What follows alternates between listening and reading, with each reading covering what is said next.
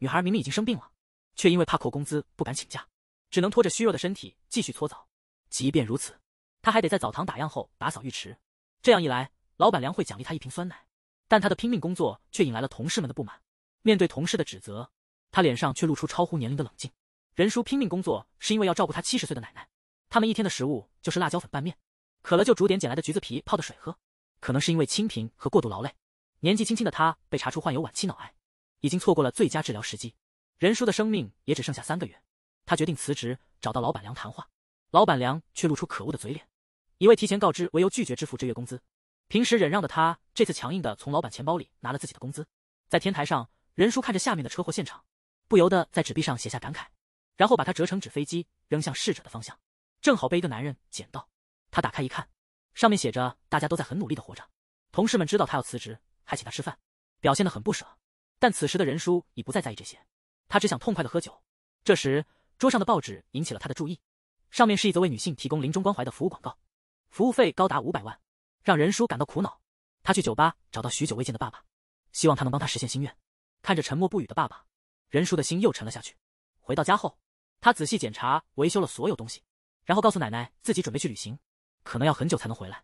看到房间被奶奶捡来的垃圾堆满，任叔担心离开后奶奶的生活，无尽的愧疚和自责涌上心头。他把所有存款留给了奶奶，并在标签上写明了用途和密码。第二天一大早，奶奶叫了辆出租车给任叔。他坐上车后，奶奶在后面不断挥手，眼中的泪水止不住的落。任叔拖着箱子朝前慢慢走，月光下他的身影显得特别心疼。这时，一辆车快速驶来，车上一个女生正在直播，差点撞上任叔。他们连句道歉都没有，反而倒车回来嘲笑他，然后又飞快地开走。任叔到了报纸上的疗养院，一进门就遇到了怪异场景，一个穿白衣的女人正弯腰在土里找着什么。任叔跟着她走进礼堂，已被这奇怪环境吓到的任叔竟被病友的恶作剧吓晕。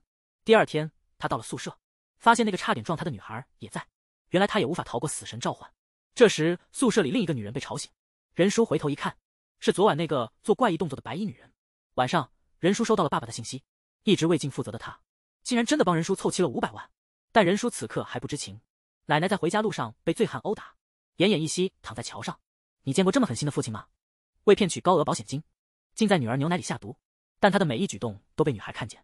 当父亲转过头，女孩赶紧低头假装未见，然后悄悄把手机藏进口袋。这时，父亲拿着牛奶走过来，不停催促女孩快喝。就在女孩要喝牛奶时，他鼓起勇气将杯子扔掉，狂奔向外面，一边跑一边大喊救命。但四周却静得吓人。父亲追到门外，女孩的身影已经不见。男人在桥上疯狂地找，女孩捂着嘴巴躲在桥下，生怕一点声音引来父亲。桥上的声音渐渐消失，女孩小心地探头查看，但她刚松了一口气，爸爸就出现在她背后，紧盯着她。她又开始拼命地逃，躲进了不远处的垃圾堆。爸爸在外头不断地搜寻，正当他快要找到她时，天空突然下起了大雨。爸爸决定先回家躲雨。就在这关键时刻，他口袋里的手机铃声响了起来。爸爸听到声音，立刻冲了过来，终于在衣柜里找到了他，气急败坏地把他摔到地上，这一下把他摔晕了。就在这时，桥上有人跳下来，猛地把他爸爸推倒，然后把他紧紧抱在怀里。即使被他爸爸打，也没松手。他正举起木棍准备动手，被及时赶到的任叔击晕。原来就在之前，任叔的奶奶捡完垃圾准备回家，却遇上了喝醉的他爸。那男人毫无理由，直接踢翻了奶奶的拖车，甚至还狠狠打了奶奶一顿。犹豫了一会儿的奶奶还是打电话给孙女。任叔看到奶奶脸上的伤，吓坏了。奶奶说是善雅的爸爸又喝多了，这次他的眼神像是疯了。奶奶担心善雅会被他爸打死。就在那时，奶奶真的听到他爸在打他，急忙挂断了电话。任叔记得自己曾答应要保护那女孩，但他始终逃不出他爸的魔掌。他把这一切告诉了世言和美都。任叔不知道该怎么办。世言突然提了个建议，男人正要开始行凶，任叔及时赶到，用棍子把他打晕。其他两人赶到时，被眼前的场面吓坏了。虽然他们计划来消灭那恶魔爸爸，但事情真的发生后，他们还是不敢相信自己真的杀了人。世言想确认他是否真死了，却被男人阻止了，说如果处理不好，只会让他们更加危险。看着男人怀里那个昏迷不醒的女孩，任叔带着这男人直接来到了他家门口，让他把女孩交给他奶奶好好照看，还特意警告那男人绝对不许报警。然后他们3个就消失在夜色中，先是把凶器扔进了附近的垃圾堆，接着开车来到了一家酒吧，目的是为了打造一个完美的不在场证明。今天恰好是美都朋友的生日派对，这个时候他们本该都醉倒了，就算现在才加入，也没人知道他们究竟什么时候到的。3个癌症晚期的姐妹一亮相就抢了全场的风头，美都马上把他们的合照发到了朋友圈，还特意写上了派对狂欢已经2小时的字眼，然后见人就打招呼，深化别人对他们的记忆。这一切都是为了证明他们当时不在现场，他就是那个网红主播美都。确诊的消息一出，他就把他发到了网上，没想到这却引来了无数网友的质疑，有人甚至说他这是在博取同情，更有极端的人骂他全家都是骗子。另一个则是家庭主妇名叫誓言，不仅每天被当保姆使唤，还得忍受丈夫冷酷的家暴，丈夫甚至还叫她亲妈来伺候婆婆。最后一个名叫任叔，是个搓澡工，从小就被父母抛弃，与奶奶相依为命，过着清贫的生活，但他心里始终保持着想保护身边人的那份纯真。当这3个即将面临死亡的人聚到一起，他们认为既然都要死，不如在临死前带走一个坏人。任叔他们为了救那小女孩，一棍就把他那恶魔般的父亲打死了，甚至还威胁目击者不要报警，趁那男人不注意偷走了他的钱包，然后把女孩送到了任叔奶奶家。之后他们就开车到酒吧，伪造不在场证据。第二天一大早，发生了一个尴尬的场面，美都竟然从包里掏出了死者的手机。原来昨天在现场的时候，他担心留下手机会成为证据，而誓言一觉醒来竟然什么也不记得了。原来他患有严重的梦游症，醒来后完全不记得昨晚发生的事。于是美都决定把所有事都推到誓言身上，而且凶器正好是她老公的高尔夫球杆。但心地善良的任叔不愿让别人为自己背黑锅。就在2人争执不休的时候，誓言走了出来，问他们是不是真的确认那男人死了，因为他在新闻上一点相关的报道也没看到。于是他们决定亲自回到案发现场，见到那些忙个不停的警察们，确认那男人真的没命了。但他们不知道的是，死者的耳朵上竟然别着一朵牡丹花，这正是那个目击者给他们的暗示。原来这男人竟然是个杀手。他把小女孩安顿好后，发现自己的钱包不见了，于是他一个人又回到了案发现场找，结果他发现那男人竟然还没死。于是他又狠狠地对那男人下了手，然后他又在那男人的耳朵上别上了牡丹花。他这是想告诉任叔，不是他们干的。因为当把小女孩送到奶奶家时，他意外看到了任叔小时候的照片，从此他就开始变得异常柔情。后来他通过调查，知道任叔竟然得了晚期脑癌，他还偷偷地躲进了临终关怀站。而任叔则是从他父亲那里知道，他为了报复自己坚决要离婚的妻子，明知妻子得癌想见任叔最后一面，他却偏偏到最后都不让母女俩见一面。看着后悔莫及的父亲，任叔知道说什么都太迟了。而那男人也被上司严厉警告了，说他已经暴露了自己，必须消除掉任叔这个不确定因素，以确保安全。任叔还没从悲痛中回过神来，那男人已经出现在他面前。但当他和任叔对视那一刻，一滴不争气的神秘泪水滴了下来。17年前，男孩的父母带他一起尝试自杀，幸好被在树林里散步的任叔碰到，他用尽全力举起100斤的石头砸碎了车窗，成功救下了即将昏迷的男孩。当他们再次相遇的时候，正巧目睹了任叔杀死那个恶魔般的父亲。但当时的宇川还没认出他的救命恩人，直到他把女孩送到任叔奶奶家，看到墙上的照片才恍然大悟。当他得知任叔得了晚期脑癌后，宇川迫不及待的想要立刻出现在他身边，可任叔那毫不在乎的态度让他很是生气。就在2人争执不休的时候，美都从背后一棍把他打晕在地。房间里3人商量着怎么处理昏迷的宇川。誓言提出应该把他的指纹印在凶器上，这样就可以把罪名推给他。任叔使劲的扯开宇川的手，正要把凶器塞进去，没想到他反手就抓住了任叔。这下的任叔好一跳，毕竟他20年没见过男人，转身就跑出了房间。3人回到了宿舍，决定赶紧销毁手上的证据。连他们自己都觉得纳闷，为啥杀个人要带走这么多东西呢？可把这些东西藏起来真是个麻烦。这时誓言灵机一动，想到了个绝妙的主意，趁丈夫不注意的时候，把凶器放到了副驾驶座上。而美都则去了任叔奶奶家，她在花盆下找到了钥匙，进了屋之后，把手机藏在了坏掉的电器夹层里。任叔又一次来到了房间门口，因为他担心宇川逃了会带来麻烦。这时楼梯上走下来一位老人，在他好奇的眼光下，任叔只好灰溜溜的离开了。他本打算回房间休息，却被眼前的一幕给吓了一跳。宇川不仅逃出了那个黑屋子，竟然变成了疗养院的义工。任叔只得把他揪出来，问他到底是怎么逃出来的。但他们的捆绑技术在宇川眼里根本不算什么，门一锁他就从天井爬出去了。院长一听说他有失眠症，激动的眼泪都快掉下来了。就这样，宇川连身份都没核实就成了义工。任叔质问他为什么要来这里，宇川欲言又止的样子，却让单身20年的任叔以为他要告白。结果宇川的话差点让他气炸肺。晚上宇川还在给别的女人按摩，这时他儿子拿出录像机，一边录一边问宇川，他是在什么情况下一见钟情的。宇川深情地对男孩说，那是一个电闪雷鸣的夜晚。那女孩摘下了他的帽子，但他并不知道，门外的任叔听到了他们的谈话，脑海中不断回放他们初见的那一晚。宇川之所以有失眠症，因为他妈妈去世时他正好睡着，可能是心里的愧疚让他整夜都睡不着觉，还可能是怕同样的事情再发生一次。深夜里，他一个人坐在礼堂的正中央，脑海里不停回想着上级的各种命令，看着陷入沉思的宇川，任叔就悄悄退到门外，偷偷观察。就在这时，他的脑急又犯了，手机掉落的声音把宇川吵醒了，但任叔拒绝接受他的好意。眼看他的背影渐渐远去，宇川的眼神里满是心疼和愧疚，但肩负任务的他不得不来到任叔的房间，试图找到死者的手机。就在这时候，宇川发现任叔就要回来了，他赶紧藏到床底下。谁也没想到这一葬竟然救了任叔一命。他有严重的睡眠问题，一躺到床底下就呼呼大睡，如果不是被浓烟呛醒，他还能继续睡个7天7夜。宇川慌张地从床底爬出来，两人目光相对，任叔被突然出现的男人吓坏了，二话不说就踢了他一脚。慌乱中他还没意识到大火已经向他们逼近。面对失去理智的任叔，宇川只好硬生生地把他扛起来，脸上淡定地走向外面。当他们安全地出现在众人面前，所有人都对宇川竖起了大拇指。这时任叔才明白当时的情况有多危险，看着宇川的眼神满是自责和感激。办公室里，医生告诉宇川，任叔的听力问题不是因为脑瘤，而是天生的听觉障碍。原来小时候被别的小孩恶意推下水，耳朵进水后流了1年的脓，从那以后任叔的听力就变差了。昏暗的房间里，任叔看着钱包里的照片，感慨自己即将离开这个世界，却没有留下一张快乐的照片。宇川被任叔的话深深触动，眼神里满是无助和自责，而任叔也在纸上写下了自己的心愿。等任叔走后，宇川看着那张写满心愿的纸条，心里更是为那个看似坚强的女孩感到心疼。与此同时，警方经过深入调查，把疑点直接指向了宇川，因为无论是从身份还是行踪来看，他的一举一动都显得十分可疑，更别提他曾为某些势力干过不少脏活。正当这时，宠物医院打来了电话，原来在宇川去疗养院之前，他把自己的宠物送去医院治疗了，不清楚这是有意还是无意，他竟用疗养院的电话打了过去，结果警方迅速锁定了他的位置。在礼堂里，任叔把钱包递给了宇川，宇川不明白他为何这样做，任叔只好解释说自己反正快死了，在临死前拉一个坏人下水也值了，他还曾承诺过要保护那个小女孩。这时门口走进来一个男人，宇川立刻认出他是警方的人，但任叔却浑然不觉，还在那儿讲述自己打算自首的计划。眼看任叔就要说出口，宇川突然把他拉过来，狠狠地吻了上去。无论任叔怎么挣扎都没用，可能是荷尔蒙的作用，头脑一片混乱，或许只是想在死前体验一次吻别。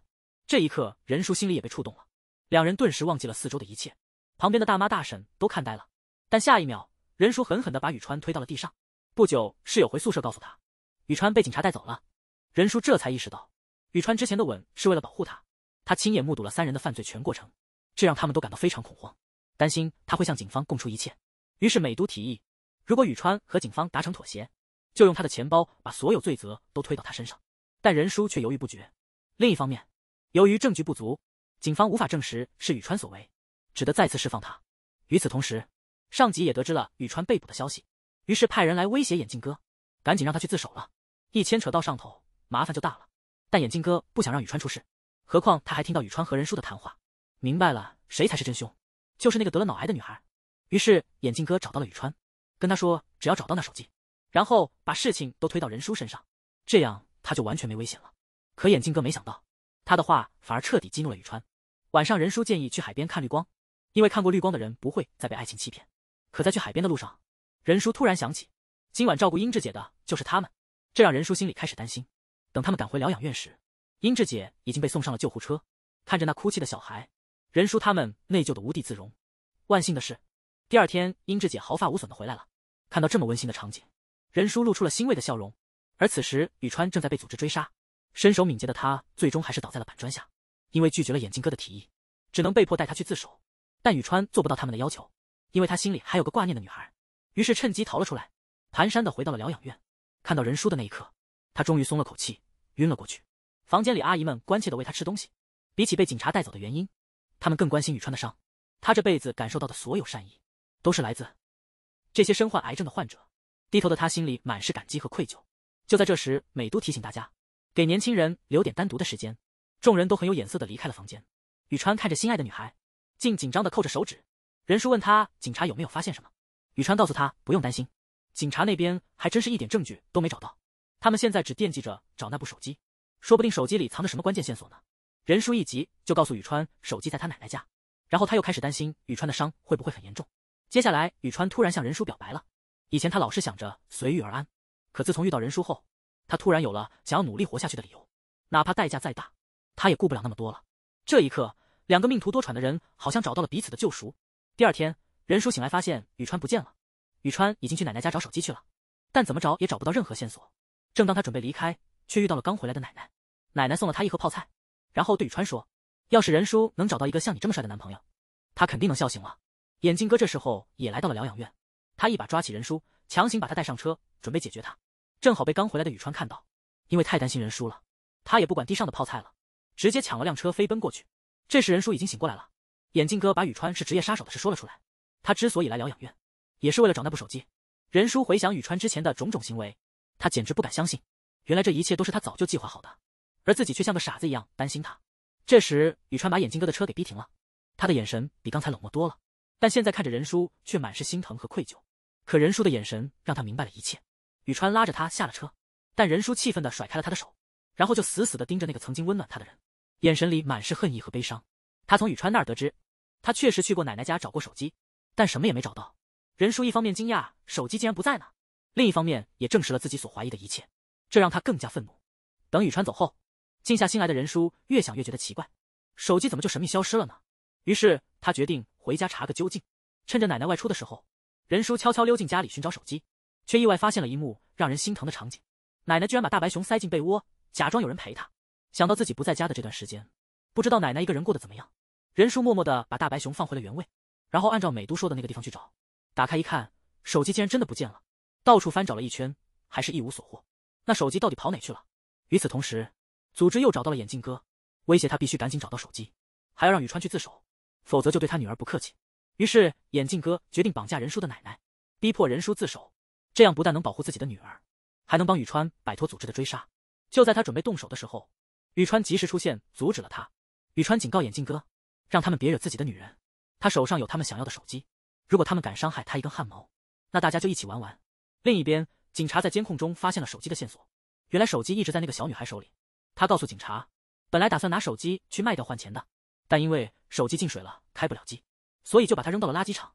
警察只好去垃圾堆里翻找手机，结果还是什么都没有找到。而此时的任叔却坐在餐厅里，拿着手机陷入了沉思。原来那个小女孩并没有把手机扔掉，反而把它交给了任叔，并告诉他，在他动手的时候他已经醒过来了，目睹了那天晚上的一切。但小女孩没有因为任叔杀了他父亲而责怪他，反而感激任叔救了他出来。当他得知任叔只剩下几个月的生命时，小女孩既难以置信，也不愿接受这是真的。此刻的任叔还在考虑如何处理掉这部手机，他担心这会让奶奶陷入危险，同时想到宇川为了这件事欺骗了自己的感情，心里既担忧又愤怒。宇川突然又出现在他面前，任叔的心里那股悲伤再也压不住了。看着任叔背影远去，宇川意识到自己做的一切彻底伤透了他的心。就在他准备离开时，突然晕倒了，正被紧急送往医院的路上，偶然路过的任叔看到了这一幕，原来是因为长期失眠，再加上伤口发炎，身体终于承受不住了，所以他才会突然晕倒。在昏暗的灯光下，任叔拿着钱包陷入了深思，他既恨宇川欺骗了他，又极其担心他的伤势。在翻看宇川钱包时，他发现了自己曾经扔掉的纸飞机，这让本已不信任的任叔以为宇川一直在跟踪他。他解释是自己捡到的，但任叔不信，认为他在撒谎。看到宇川痛苦的表情，任叔又忍不住担心他的伤势。当两人目光相对，为了缓解尴尬，任叔转身就走。满是愧疚的宇川却说了声对不起。回到房间的任叔不知道，宇川还在门外静静地看着他。第二天一大早，宇川已经出现在警局了。女孩打开纸盒，里面的照片吸引了他的目光，原来是一张全家福。但照片中的小男孩让他感觉熟悉，定睛一看，竟是他小时候救的那个男孩。直到这一刻，任叔终于明白他说的都是真的。他心里充满了对宇川的愧疚和自责，回想起昨晚对他的冷漠，甚至让他替自己去警局自首。一想到这，他慌忙向外面跑去。但就在这时，他遇到了之前绑架他的眼镜哥。他告诉任叔，宇川已经去警局自首了，那只白狗是他唯一的家人，希望任叔能好好照顾这只狗狗。泪水又一次模糊了任叔的双眼。为了帮宇川摆脱嫌疑，他决心向警局坦白一切，即便朋友们极力阻止，他还是毫不犹豫地向宇川跑去。但任叔没想到的是，宇川这次自首竟然清洗了他的嫌疑，因为他只知道任叔用球杆作案，却不知道真正的死因是窒息，这让警方感到了异常。宇川被释放后，在警局门口碰到了来自首的任叔，慌张的他拉着任叔就跑，恳求他别总是先想别人，希望他也能给自己一些时间。熙熙攘攘的街道上，宇川突然出现在任叔面前，他这么做是为了把任叔的每一个动作都记住。任叔虽然害羞，但也默认了这一行为。看到一辆滑板车驶向他们，他紧张地抓住了宇川的手，同时也把小时候的事告诉了他。宇川没想到任叔还记得那件事，他之所以没告诉任叔，是因为怕他后悔救了他。解开心结后，两人开心的玩了一整天。月光明亮，两人在桥上坐着休息。任叔把自首的想法告诉了他，任叔毫不知情，这让宇川立刻明白真凶不是他。他也把事情的真相说了出来。任叔露出不可思议的表情，但他不知道真凶竟是他熟悉的人。回到疗养院，看着天空中绚烂的烟花，两人沉浸在这短暂的幸福中。宇川看着身边的任叔，此刻他多么希望时间能永远停留在此刻。就在这时，善雅的呼喊声打破了温馨的场面。他把手中的礼物递给任叔，看着手中的日记本，任叔感受到了善雅对他的爱，关心地问他晚上怎么回家。一听到这消息，任叔马上想到了死者那晚手上的手表，他赶紧问善雅这东西哪来的。善雅说是从他妈那儿拿的。这一刻，任叔明白了，真正杀害女孩父亲的是他妈妈。原来那晚女孩的妈妈曾经回到了现场，看着严重受伤的丈夫躺在地上，脑海里浮现出这些年遭受家暴的场景。她内心的愤怒在那一刻彻底爆发了，她狠狠地掐住了丈夫的脖子，那脸上的怒气和厌恶全都表现了出来。回到房间，她看着手中女儿的照片，作为母亲的她知道，只有这样，女儿才能真正重获新生。你见过这么狠心的妻子吗？为了结束这段痛苦的婚姻，竟然趁丈夫受伤的时候，狠狠地掐住了他的脖子。那狰狞的表情让人不寒而栗，仿佛要把心中的恨意全都发泄出来。直到丈夫彻底没了声息，她才惊慌失措地离开了。原来丈夫总是趁着喝醉了来家暴她，每次都是被担架送进急救室。作为母亲的她只能默默承受这一切，直到得知丈夫为了保险金，竟在女儿的牛奶里下了毒。这个行为彻底激怒了这位母亲。在昏暗的灯光下，她还没从惊慌中走出，蜷缩在角落里，看着女儿小时候的照片，她内心充满了担忧和自责。她担心一旦自己被捕，孤立无援的女儿该如何在这个世界上生存。但她还不知道，任叔已经从善雅的描述中猜到真凶是那小女孩的妈妈。善良的她决定代替女人去自首，因为善雅好不容易才逃出父亲的魔掌，从未笑过的她终于可以感受到幸福。任叔不忍心夺走她的幸福，但一旁的宇川却无法接受，因为他无法忍受任叔离开自己，哪怕只是一天。所以他决定把真相告诉警方。看着宇川渐行渐远的背影，脑疾发作的任叔瘫倒在地，嘴边还在不停地哀求宇川。话音刚落，任叔就晕倒在宇川的怀里。这一刻，宇川的心里充满了心疼和恐惧。他第一次这么痛恨因为死亡要分开。他一直在问医生任叔还能撑多久。看着不吭声的医生，宇川感觉心又沉了下去。任叔醒来，被手机里的东西吓了一跳。手机里的照片正是他奶奶的。这时手机响了一通电话，电话那头是平头哥。他在电话里威胁任叔赶紧去警局自首，不然就别怪他们对奶奶不客气。任叔这下真的担心坏了。第二天趁宇川不在，他打给了平头哥，告诉他他会和奶奶告别后去自首，还警告那男人不许再碰他奶奶。挂了电话，他正准备离开，宇川突然出现在他面前。他问任叔要去哪儿。这时任叔已经做好了准备，面对一切，他坦然地告诉宇川他要去和奶奶告别，为了以最佳状态见奶奶。任叔去服装店挑了件漂亮的衣服，因为他知道奶奶一直有个愿望，就是希望能看他穿一次花洋装。站在镜子前的他脸上没有一丝笑容，他想起奶奶从没见过他笑，想到这他就开始对着镜子练习笑容，还不太熟练。这一切让宇川特别不满，他觉得任叔这么做一点都不安慰人，甚至觉得这样做他会更难过，因为这种道别就像是放弃了一样。任叔并没有因宇川不高兴而生气，反而坐下来跟他说，他也曾希望会有奇迹，甚至因此整夜祈祷，但就因为这样的想法，他至今没和奶奶提过这事。宇川听后沉默了，看着任叔的眼神满是心疼和不舍。这个女孩是脑癌晚期，为了和奶奶最后一次见面，她挑了奶奶喜欢的花洋装，还在镜子前练习怎样笑得更灿烂。准备好后，任叔来到了奶奶家门前，屋里的奶奶正在准备饭，却被任叔突然的大声吓到了。看着眼前穿着漂亮笑容满面的孙女，奶奶一时间有点不知所措。奶奶蹲在地上忙碌的身影，任叔脸上还带着幸福的笑容。可一转身，奶奶回厨房的那刻，心里的悲凉又涌了上来。他还不知道，奶奶其实早就知道了，甚至已经准备了很多好吃的。看着任叔装作没事人一样吃着，压抑的奶奶终于爆发了，即将失去孙女的痛彻心扉的哭喊，边哭边责怪任叔没早点告诉他。因为奶奶也想在任叔走之前做点什么，可能是不想让白发人送黑发人，也可能是怕他受不了这打击。任叔只好选择隐瞒病情，祖孙俩相依为命，最后忍不住抱头痛哭。走出房间的任叔使劲往前跑，脸色惨白也不肯停下，因为跑的时候泪水才不会掉。坚强的任叔不想让别人看到他脆弱的样子。房间里，奶奶看着满是垃圾的房间，她无力地坐在地上，仿佛生活抽干了她所有的力气。另一边，任叔带着宇川到了酒吧，看着花枝招展的准岳父，宇川毫不客气地指责他，因为自己的自由生活，竟然狠心抛弃了年幼的任叔。他又掏出一张机票明细，正是任叔一直梦想的威尼斯机票。因为他爸爸曾说那是天堂。任叔对那里充满了无尽的期待，他告诉任叔无论如何都要一起去。父亲满眼愧疚地看着任叔，然后起身离开了。当两人回到疗养院，发现智英姐的房间已满是人，她的女儿正依偎在她怀里哭泣，而她则安详地闭上了眼。站在门外的任叔看到这一幕，他虽然不怕死亡，但想到与亲爱的人永别，不禁悲从中来。他依偎在宇川怀里痛哭，可今天怎么也买不到。这也是他患病以来第一次尽情发泄。或许只有死亡临近时，人们才懂得珍惜。这个奶奶每天都靠酒来浇愁。奶奶心里苦闷的时候，有个男人不怀好意地递过来一瓶酒，奶奶却毫不犹豫，举杯一口喝干。原来奶奶的孙女得了癌症，快不行了，可奶奶靠捡破烂为生，面对高昂的医疗费束手无策。她真想帮孙女做点什么，却发现自己年迈力衰，什么也做不了。愧疚的她只能依靠喝酒来消愁。没一会儿，任叔在疗养院接到了那男人的电话，平头哥告诉他要保证奶奶安全，就赶紧交出手机并去警局自首。挂了电话，任叔慌慌张张回房间找手机，但他不知道手机早被宇川拿走了。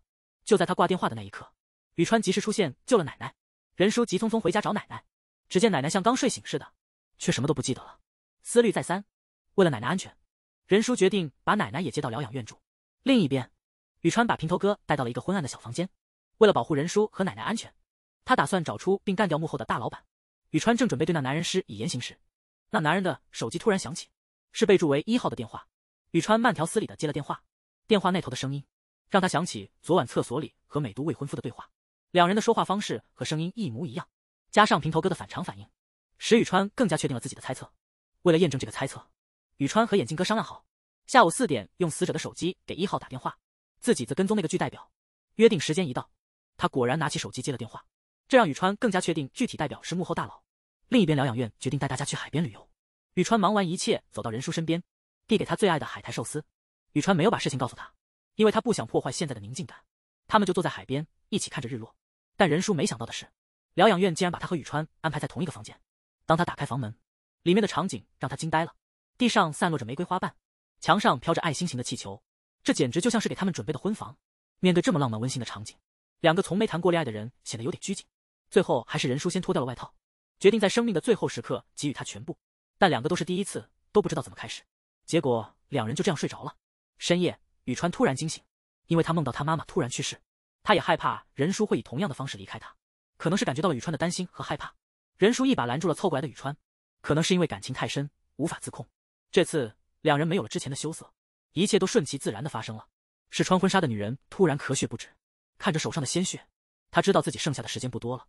虽然不甘心，但她的心爱之人愿意和她结婚，这让她感到无比幸福。只要能在临终前嫁给他，她也就心满意足了。但事情总不如人愿，疗养院选的度假村发生了一起命案，死者的耳朵上别着一朵牡丹花，这和他们之前涉及的凶案手法很像，因此警方又把他们列为嫌疑人。这件事在网上引起了轩然大波。财阀少爷把婚礼延期的消息告诉了美都，美都虽然难过，但也只能接受。他怎么也想不到，这一切都是眼前这个男人早就计划好的，甚至选择和美都结婚也是计划中的一部分。因为对于财阀家族来说，和一个即将死去的女人结婚，这样的婚姻不仅能提升名声，还能让集团的知名度提升，关键是不用承担太多责任，毕竟他也活不了多久了。但美都不知道这一切，还在沉浸在财阀编织的美梦里。为了自己的婚礼能按时举行，美都拉起坐在床边的任叔，不停地求他和宇川一起去自首，只有他们自首能让一切得到解决。因为他实在太渴望被爱了。小时候因为贪玩去看萤火虫，弟弟跟着去海边却不见了，大家都以为是他害死了弟弟，父母甚至把他当成仇人对待。也许是心里的愧疚作祟，美都一个人跑到首尔努力赚钱，同时还帮父母还清了债务。可即使这样，他的父母也从未来看他一次。他在朋友圈说自己得了癌症，他们也没打算来看他一面，反而被网友诋毁，认为他只是为了博取同情，通过网络诈骗钱财。他邀请朋友参加自己的生日派对，结果却没一个人来，甚至当他路过朋友的派对，也被当作不祥之人对待，因为他们认为接触癌症患者会带来厄运。正当美都对人生失去希望时，财阀少爷不但不嫌弃，还对他疼爱有加，这让一直渴望被爱的美都内心充满了感动和愧疚。为了在临终前实现自己的心愿，他迫切地求任叔帮他实现。而任叔没想到，表面光鲜的美都其实和他一样也是个可怜人。这时任叔决定帮姐妹实现心愿。为了和宇川做最后的告别，任叔一早就按食谱做起松饼，准备作为告别的礼物。但宇川却一口也没吃，因为他知道这是任叔的告别。为了阻止任叔去自首，宇川不得不把美都未婚夫的真面目告诉他。任叔被宇川的话吓坏了，开始为美都担心起来。宇川建议把真相告诉美都，不能眼睁睁看着她嫁给恶魔般的男人。但任叔还是选择了拒绝。小女孩把自己锁在柜子里，想绝食自杀，只因她觉得自己是个不祥之人。父亲为了骗取高额保险金，想杀了她。妈妈和任叔为了救自己出那恶境，背上了杀人罪的大罪名。任叔觉得只有自己消失，周围的人才能幸福的生活。看着那伤心自责的小女孩，任叔满眼泪水的安慰她。回到家之后，睡梦中的善雅紧紧抓着妈妈的手，嘴里还不断念叨着妈妈不要离开我。看到这么可怜的善雅，任叔又一次决心要保护着母女。而在外头等待的宇川却接到了眼镜哥的电话，他说要把手机交给1号，只有这样才能保护家人安全，也能彻底结束这一切。但宇川绝不能让这事发生，于是他在财阀的车上装了追踪器，一路追踪到了偏僻的废弃工厂，及时阻止了眼镜哥和财阀的交易，同时也把手机拿到了手中。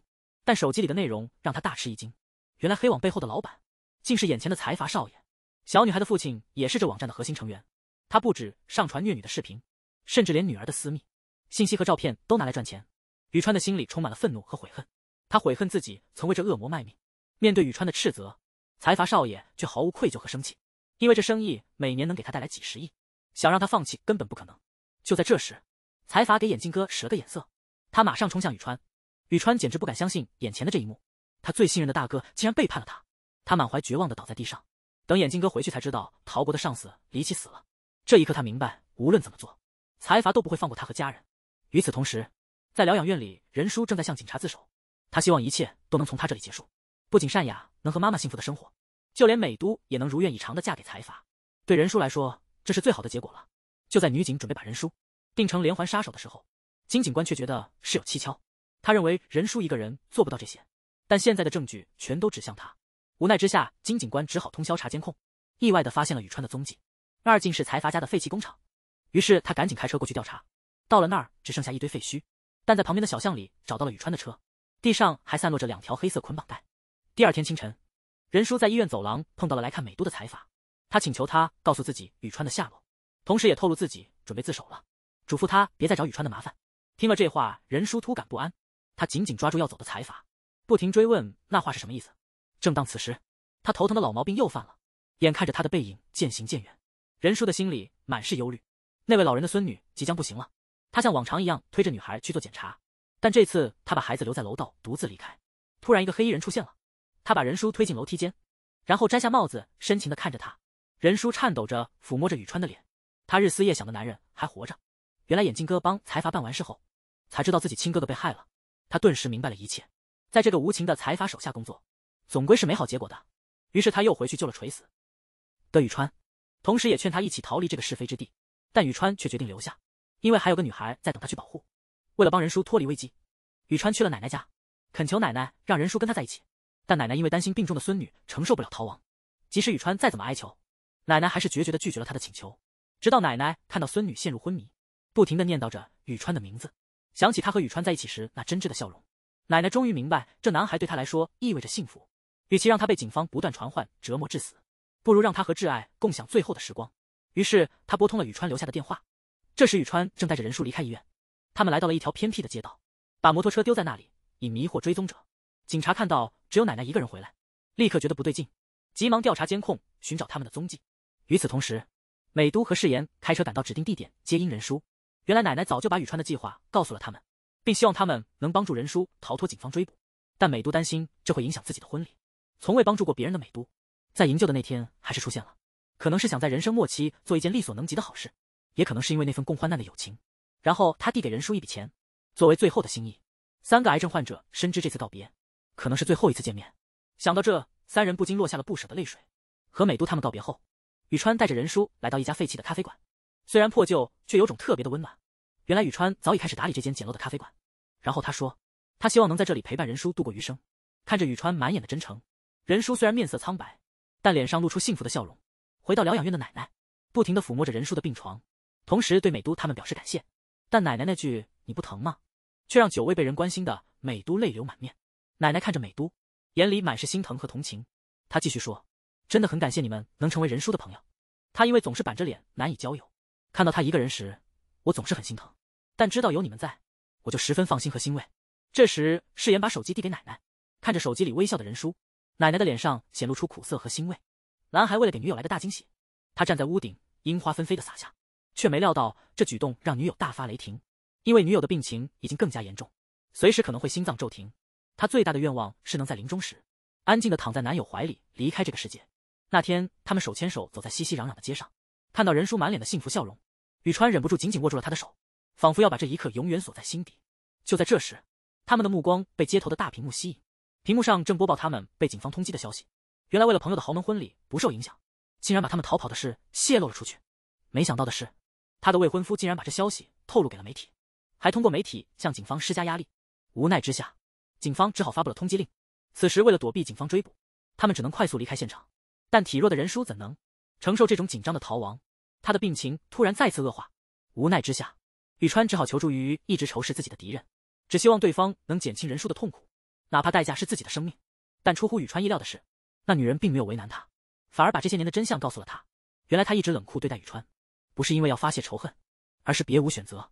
只有让宇川变成坏孩子，他的孩子才能被看作是好孩子。多年过去，现在的他已无恨意，更多的是对宇川的愧疚。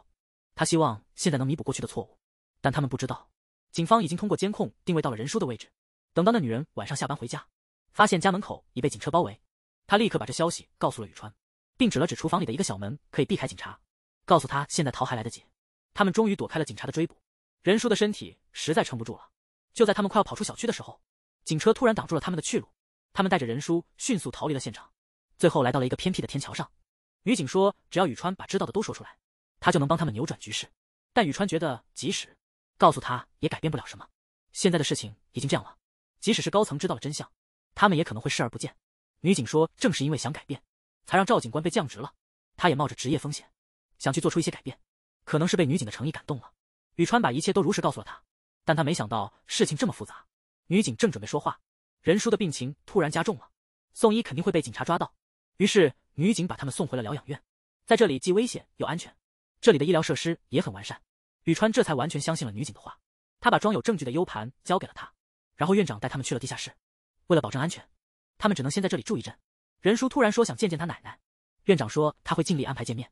面对无条件帮助他们的院长，任叔只好鞠躬以表感谢。为了保护那个小女孩的幸福，他们决定向警局自首。没想到在警局竟遇到了来自首的小女孩妈妈。原来小女孩早已知道，她妈妈就是杀害她爸爸的凶手。她舍不得离开妈妈，但也不忍心让爱她的姐姐背黑锅。她劝妈妈去警局自首。与此同时，背后的大亨富二代也被抓了。原来美都在他手机上发现了他是黑网的创始人，这让他内心十分矛盾。但看到任叔为了他人不惜牺牲，美都决定揭露男友的真面目。眼镜哥也去警局自首了，帮宇川争取时间。回到家，宇川和任叔开始道别。他掏出了去威尼斯的机票，希望任叔能等他回来，一起实现这个梦想。宇川祈求他别放弃对生活的渴望。看着眼前这个深爱他的男孩，任叔的生活渴望再次被点燃。他承诺会等宇川出狱。1个月后，大家正为老人终于找到儿子而开心。但就在那时，坐在轮椅上的任叔突然说出了一句令大家震惊的话：原来这一切都是因为脑癌。手术虽然成功，但错过了最佳治疗期，再加上化疗的影响，任叔的记忆会逐渐模糊。为了不忘记宇川，他努力把回忆都写进日记本。1年后，宇川因为表现好提前出狱，他迫不及待地想见任叔。两人在桥上重逢，但任叔的表情有些冷淡，没有见到男友的喜悦。但当两人眼神相遇，慢慢靠近时，任叔突然展露出笑容。